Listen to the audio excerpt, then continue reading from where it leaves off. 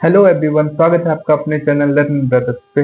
दोस्तों, हम पढ़ रहे थे नाउन के टाइप्स के बारे में, जिसमें से हमने पिछली क्लास में मटेरियल पिछली क्लास में कॉमन नाउन, प्रॉपर नाउन और कलेक्टिव नाउन के बारे में पढ़ लिया था।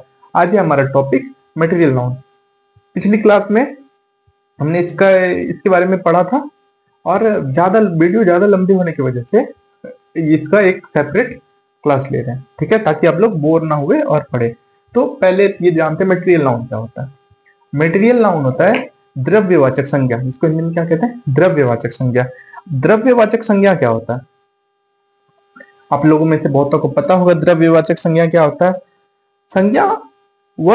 द्रव्यवाचक संज्ञा वह संज्ञा जो पदार्थ या वस्तु को बताती है, ठीक है, कि वो पदार्थ जिससे कोई चीज बना, ठीक है, वही है द्रव्यवाचक संज्ञा। जैसे गोल्ड से क्या बनता है, ज्वेलरी, ठीक है, ईयर रिंग एंड जो भी होता है वो, ठीक है। सिल्वर भी एक क्या है, मटेरियल है, जिससे पदार्थ है, जिससे कुछ बनाया जा सकता है, ठीक है। अभी देखते हैं क्या क्या होता है। इसका डेफिनेशन पहले पढ़ते हैं।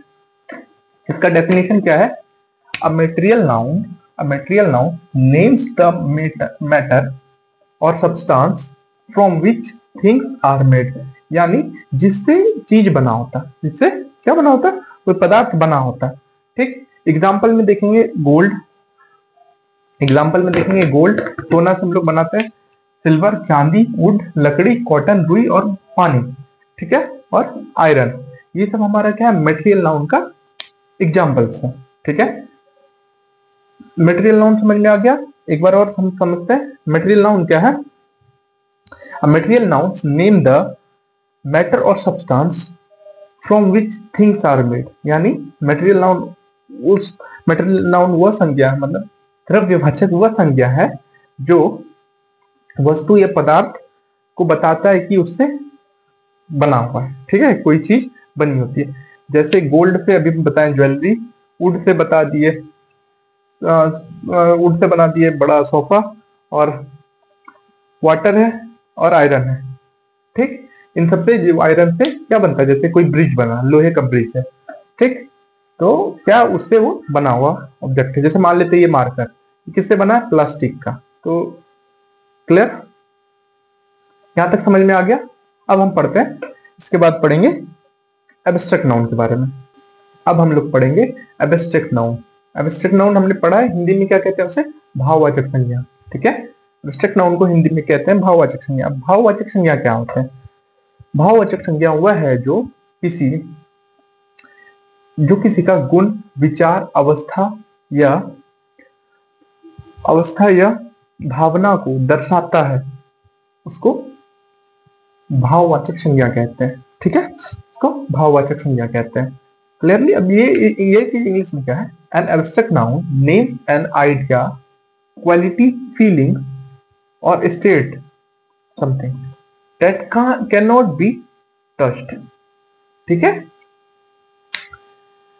इसको क्या कहेंगे कि एब्स्ट्रैक्ट नाउन जो है वो किस चीज को दिखाता है, किस चीज को बताता है, आइडिया, क्वालिटी, फीलिंग, स्टेट, जो कि किसी का भी स्टेट जो कि छुआ नहीं, that can not be touch, जो छुआ नहीं जा सकता है, सिर्फ देखा जा सकता है, महसूस किया जा सकता है, और थॉट का बनता है, ठीक है, विचार।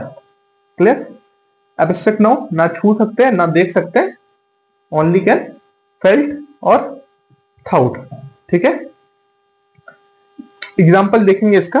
एग्जाम्पल में क्या है, ऑनेस्टी। कोई इंसान अगर ईमानदार रहता है, क्या उसका दिखता है ईमानदारी, शक्ल से पता चलता है कौन चोर है और कौन ऑनेस्ट है, नहीं।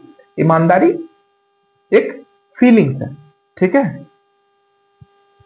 ईमानदारी क्या ना देखा जा सकता है ना छुआ सकता है, लव क्या एक फीलिंग्स है, सॉरी ईमानदारी फीलिंग्स नहीं है, ईमानदारी एक क्या है, क्वालिटी है, ठीक है।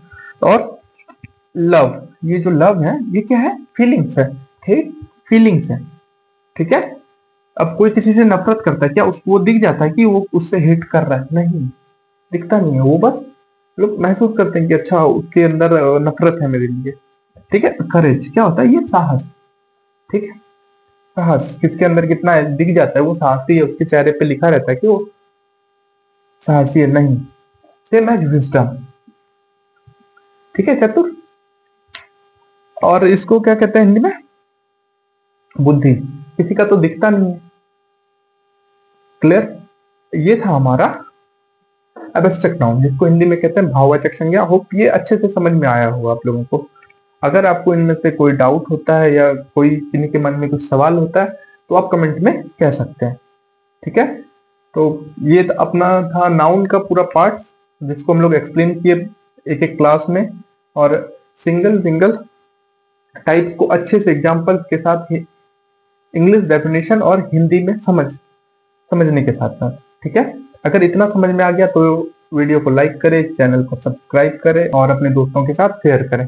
ठीक है दोस्तों, मिलते हैं फिर अगली क्लास में। जय हिंद, जय भारत।